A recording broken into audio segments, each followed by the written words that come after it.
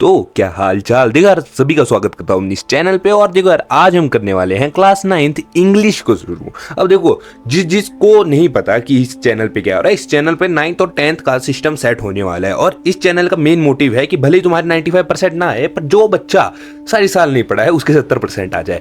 बात को समझो, ठीक है। तो देखो, मैंने क्लास 10th की भी इंग्लिश की सीरीज बनाई थी, जिसमें भाई 10-10, 20-20 मिनट तक की वीडियोस थी। लेकिन मेरे दिमाग में एकदम से चीज़ आई कि भाई तुम यार बहुत ज़्यादा पैसे दे करके स्कूल जा रहे हो और स्कूल में भी पढ़ रहे हो, यानी कि तुम्हारे को पूरा चैप्टर पढ़ने की ज़रूरत नहीं है। मैं तुम्हारे को जस्ट समरी बता दूंगा और भाई वो समरी 5 या 10 मिनट में ख़त्म हो जाएगी। तो शुरू करते हैं आज की वीडियो को। देखो यार, आज हम करने वाले हैं क्लास 9th बिहाइव का, जो बिहाइव बुक है उसका चैप्टर नंबर 1। तो उसका नाम है द फन दे हैड। अब तुम लोग बोलोगे यार क्या सिस्टम है। देखो, सिस्टम ये है कि इसमें हमारे पास 2 बच्चे थे। अब देखो, तुम्हारे को याद करना पड़ेगा, तो मैं रिवाइज करवा रहा हूँ। इसमें हमारे पास 2 बच्चे थे, हमारे नहीं थे, किसी और के थे, ठीक है।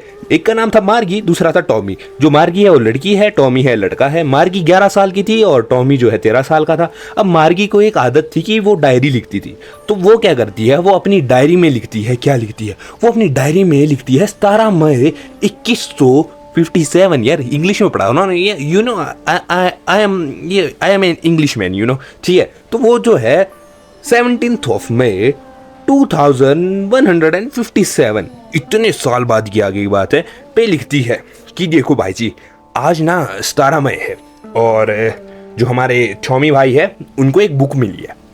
और जो बुक है उस पे ना फिजिकली लिखा गया है कुछ। अब देखो, तुम्हारे को याद कराने के लिए एक बात बोल देता हूँ कि इसमें जो है, इसमें कोई टीचर नहीं होता है। इसमें एक मशीन होती है, एक रोबोट होता है, जो कि भाई मतलब जो टीचरों का काम कर रहा होता है। यानी कि जैसे कि तुम भाई अभी मोबाइल में देख रहे हो नई वीडियो, बस वही सिस्टम है। मोबाइल में अभी मैं अपने मुंह से बात कर रहा हूँ, लेकिन उधर एक रोबोट ऑटोमेटेड बात करता था, यानी कि ऑटोमेटेड बात करता था। अब तुम्हारे को इतना गलत तो याद होना ही चाहिए। अब भाई पीछे अगर हॉर्न बज रहा होगा मेरी वॉइस के पीछे तो माफ करना, ठीक है।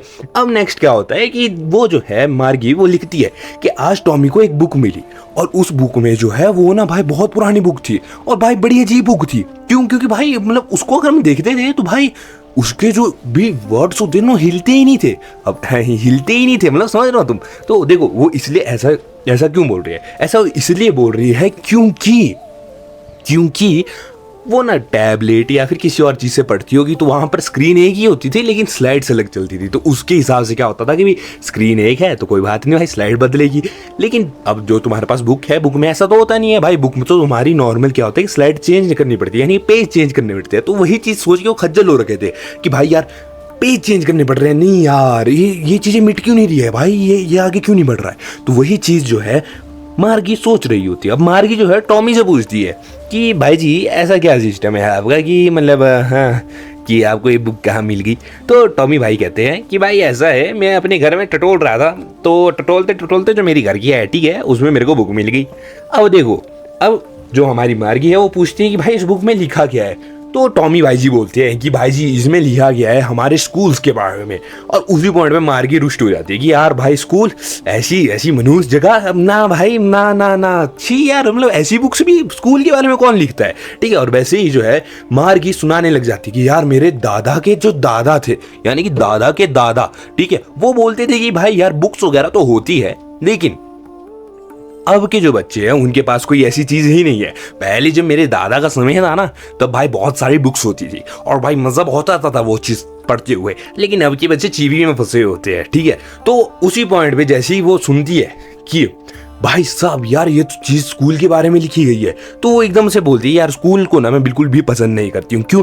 क्योंकि भाई जब भाई मैं अगर पढ़ने की कोशिश करूँ, वो जो रोबोट है ना, वो रोबोट भाई परेशान कर देता है। अब देखो, उनके घर में क्या होता था कि जो भी मतलब ये फ्यूचर की बात हो रही है, तो उधर ऐसा था कि भाई हर एक घर में एक रोबोट होता था जो कि एज अ टीचर काम करता था। क्या करता था? एज अ टीचर वो जो है काम करता था। अब सीन क्या होता था कि भाई एज अ टीचर जब वो काम करता था तो भाई बच्चों को बांध के रखता था। अब उसमें क्या होता था कि भाई तुम्हारे को जो भी होमवर्क है वो किसी जैसे स्कैनर होता है ना, अपना स्कैनर में डालना पड़ता था और वो होमवर्क जो है वो जो भी रोबोट था वो चेक करता था और बोलता था शाबाश बेटा आज तुमने काम किया है। ठीक है।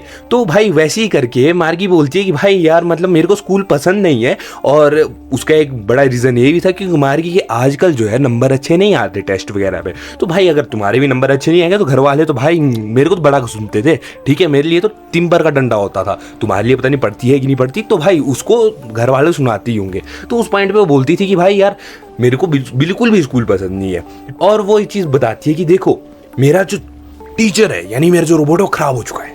अब उस चीज के लिए मार्गी की जो मम्मी है ना, वो मम्मी क्या बोलती है, मार्गी की मम्मी जो है वो बुलाती है काउंटी इंस्पेक्टर को। काउंटी इंस्पेक्टर टाइप ऑफ एक मैकेनिक होता है जिसने ITI कर रखी है, मजाक कर रहा हूँ, एक अच्छा सा मैकेनिक होता था, उसको बुलाया। अब वो जो है उसको देखता है रोबोट को, कहते हैं हाँ यहाँ पर गड़बड़ है।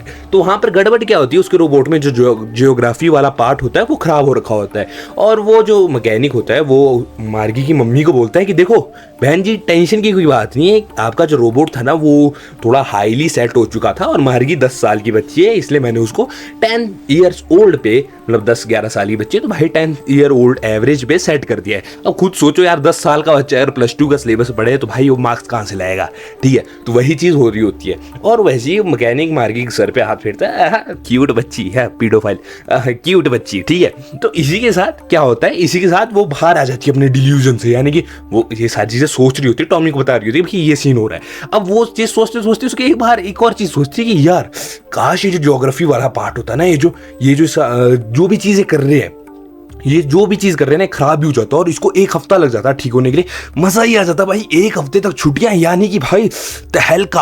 क्योंकि भाई टॉमी के साथ भी ऐसा हुआ था कि उसका जो हिस्ट्री का टीचर था वो हिस्ट्री का टीचर ही खराब हो चुका था, तो उसको ठीक करने के लिए लगभग 1 हफ्ता लग चुका था। अब देखो, अब जो है मार्गी पूछती है टॉमी से कि भाई सब ऐसा क्या सिस्टम है कि पहले क्या पढ़ाते अलग ही थे, कुछ सिस्टम ही अलग था। तो टॉमी भाई जी बोलते कि भाई पहले सब कुछ ही अलग था, पहले बच्चे जो है एक साथ बैठ करके पढ़ते थे और टीचर जो है ह्यूमन बींग्स होते थे।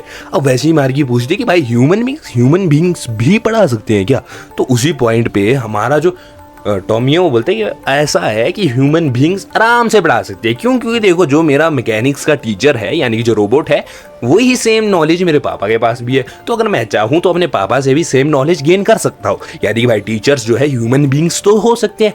और उसी पॉइंट पे जो है हमारी मार्गी पूछती है कि यार ऐसा तो हो ही नहीं सकता यार, सारे बच्चे सेम लेवल के थोड़ी होते हैं। और टॉमी बोलता है कि सारे बच्चे सेम लेवल के भले ही ना हो, लेकिन उधर सेम एज के बच्चे पढ़ाए जाते थे, यानी कि जिनका on an average mental state बिल्कुल सेम ही होता था। अब यही बातचीत हो रही होती थी और उसी पॉइंट में मार्गी की मम्मी आ गई। मम्मी बोलती है ऐसा है कि बाबा जी पढ़ दो, ठीक है, तुम पढ़ती काहे नहीं हो, तुम चलो तुम पढ़ो, ठीक है। और टॉमी भाई साहब बोलते कि जा मैं भी जा रहा हूँ पढ़ने, अब जब हम स्कूल अच्छा चेंज करेंगे उसके बाद मिलेंगे और भाई साथ में पढ़ेंगे। तो इसी के साथ दोनों चले जाते हैं अपने घर। अब जो मार्गी है, मार्गी घर पे पहुंचते पहुंचते आगे तुम्हारा रोबोट जो है मार्गी को पढ़ा रहा है, लेकिन मार्गी के दिमाग में क्या चला हुआ है कि यार पहले ये होता था, पहले वो होता था, कितना बढ़िया होगा ना कि यार मतलब हमारे को ह्यूमंस पढ़ा रहे हो, उनके पास भी इमोशंस होंगे, यानी कि अगर हम थक भी जाएं तो ह्यूमंस हमारे को बोल देंगे कोई नहीं बेटा पानी पी लो, है ना। और अगर हमारे को कोई किसी असाइनमेंट में किसी होमवर्क में दिक्कत आ रही होगी तो भाई वैसे भी साइड में अपनी सेम एज की तो बच्चे बैठे हुए हैं, तो उन्हीं बच्चों से हमारे को पता चल जाएगा। तो यही चीजें वो सोच रही होती है और यह चीज सोचते सोचते वो सोचती है यार हम यार इधर अकेले बैठे हुए। अब देखो मार्गी का जो क्लास था वो था उसके बेडरूम के जस्ट राइट साइड, तो वो सोचती है यार मैं इधर अकेले बैठे बैठे पढ़ रही हूँ, लेकिन वहां पर यार इतने सारे बच्चे एक साथ बैठ के पढ़ रहे होते, क्या यार क्या मजा करते होंगे वो। और उसकी दिमाग में चीजें क्या द फन दे हैड, क्या मजा आता होगा उनको, ठीक है। और इसी के साथ अपना चैप्टर भी खत्म होता है, रिवीजन भी खत्म होता है और मिलेंगे नेक्स्ट वीडियो में।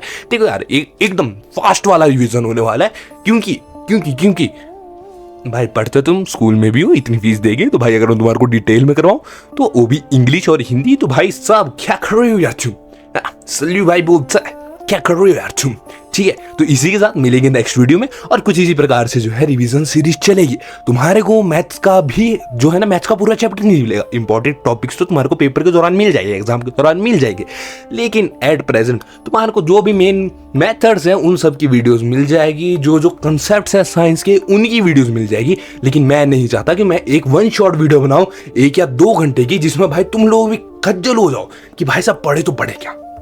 इसी के साथ मिलेंगे नेक्स्ट वीडियो में, तब तक के लिए जय माता दी।